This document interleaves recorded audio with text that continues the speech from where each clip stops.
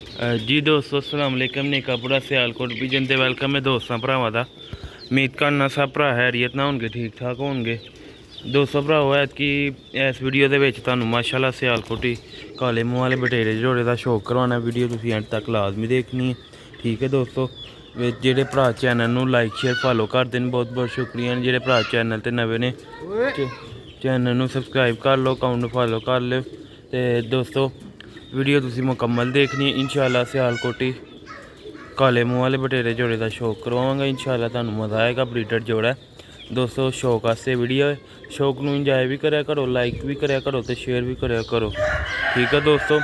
हमेशा ही कोशिश होंदी है दोस्तां नूं अच्छे तो अच्छे ब्लड लाइन ते कबूतरां दा शौक कराइए। माशाअल्लाह अज मौसम भी काफ़ी अच्छा ही, मैं क्या चलो दोस्तां नूं अज नया कबूतरां दा शौक करवाने आ। ते इंशाअल्लाह अंडे ने दिते ते ने मादी ने, ठीक है। इंशाअल्लाह मादी थोड़ी मैली हुई दी है ते पहले तुहानूं नर दा शौक करवाने, ठीक है। तुसीं नर वेख सकदे हो फ्रंट च, ठीक है। बहुत ही आउट क्लास नर है। ते दोस्तों भराओ शौक करवावांगा तुहानूं नर दा, ठीक है। हत्थ भी कंध दे नाल रख लो भी दोस्तों, शौक करियो। इंशाअल्लाह तुहानूं मज़ा आएगा।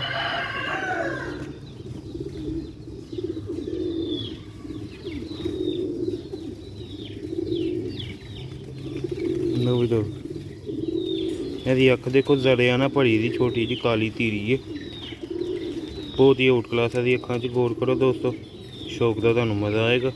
सीमटी अखां दे विच कबूतर,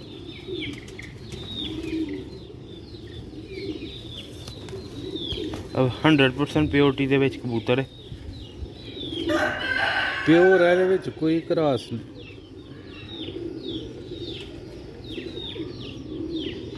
ठीक है। मादी एहदे नाल बटेरी लाई दी दोस्तों। ए दूसरे पर का शौक करो। हवा दे माशाअल्लाह अज बहुत शानदार हवा है। परां च वाइब्रेशन देखो एहदे दोस्तों, एहदी दुम देखो। उम्मीद है दोस्तों नूं अच्छा शौक करवाईदा। ते दोस्तों अच्छे शौक नूं लाइक शेयर ते ज़्यादा ज़्यादा वधाओ, इनू अगे शेयर करो फॉलो करो। नाने के अंडिया ते बैठा दा ही ना, ओहदी वजह ना गंदा होया दा मैला ने बिट घर छड़ी होता है, ठीक है। आउट क्लास माशाअल्लाह एहदा कलर, एहदी अख ते गौर करो, एहदे मूँह ते वेखो, एहदे मूँह दी शेप वेखो, एहदी अख वेखो माशाअल्लाह दरिया ना भरी दी।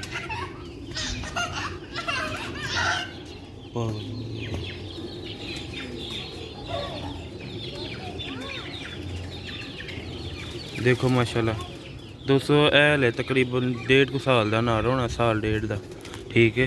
तो इंशाअल्लाह ए जूं जूं वड्डे होंदे जांदे ने गाढ़े हो जाते हैं, छाप कर जेगा गाढ़ी छाप।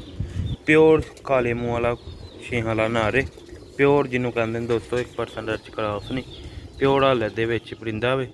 तो इंशाअल्लाह दोस्तों हुण तुहानूं मादी का शौक करवाना है। मादी वेखियो, इंशाअल्लाह मादी भी बहुत शानदार लाई दी एहदे नाल, ठीक है। तो इंशाअल्लाह जो बच्चे निकलणगे दोस्तों भरावां नाल फिर वीडियो शेयर करांगे। अख बहुत कमाल लाजवाब आखिया दी, ठीक है। मौसम भी बहुत अच्छा होया दा दोस्तों, हवा शा सुबह दी चलदी भी, ठीक है। ए देखो दो परिंदे उड़दे पे हवा दे विच। ते दोस्तों नेकापुरा सियालकोट विजन का एक ही चैनल है, ठीक है। ए जेह्ड़ा तुसीं वेखदे पे हो एक होर है, और तो सिर्फ शार्ट चाढ़ी दा, 2 चैनल ने, ठीक है।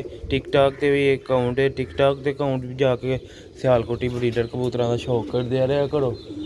हादी पिजन लवर है उत्थे, ठीक है। उत्थे जाके तुसीं शौक करो, इंशाअल्लाह उत्थे भी शौक करवाई दा ते इत्थे तफसील नाल शौक करवाई दा।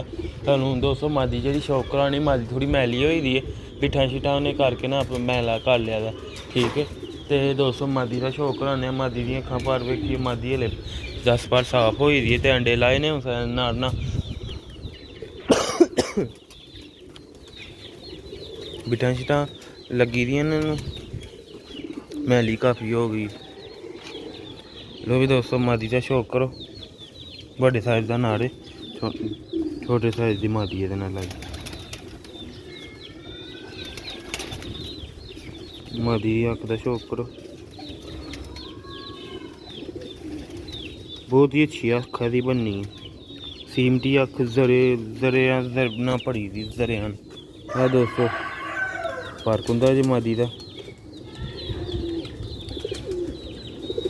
देखो माशा आखिरी पार का रहने साल इन्हें वाइब्रेशन देखो मादी के पर लो भी दोस्तों है तो दूसरा पर जी ठीक है दोस्तों यह दुम जी दुम एक पत्थर की बैलेंस ते बंद दुम की मती पंजे तेरा गंदे कर लेने ने बिंदे तो आंडिया ते बैठे दे हैं इस वजह ना मैले भी हो गए ने ठीक है ये गंदे भी होए दे ने इन्हें जरा मूँह नोखा विखाना है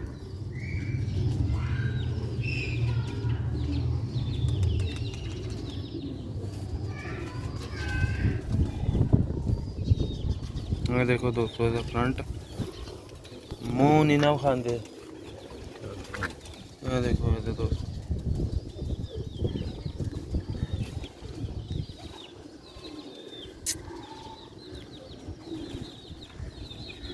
ठीक है दोस्तों ते मुंह खा इधर खा